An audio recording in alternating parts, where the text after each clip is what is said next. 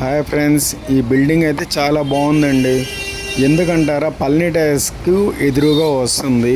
Plus పక్కన రైతు బజార్ ఉంది. ఇటు పక్కన వచ్చి శానిటరీ అంటే ఈ డ్రైనేజ్ సంబంధించి పైపులు, కొళాయిలు ఇవన్నీ అమ్మే ప్లేస్ అండి. దాని పక్కన ఆనుకొని ఈ బిల్డింగ్ ఉంది.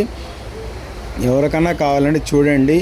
ఎందుకంటే వెడల్పు వచ్చి 20, పొడుగు వచ్చి 67. ఆల్రెడీ ఇక్కడ వచ్చి 20 ఏళ్ళుగా శానిటరీకి సంబంధించిన ఐటమ్స్ అమ్మే వాళ్ళే ఉన్నారు.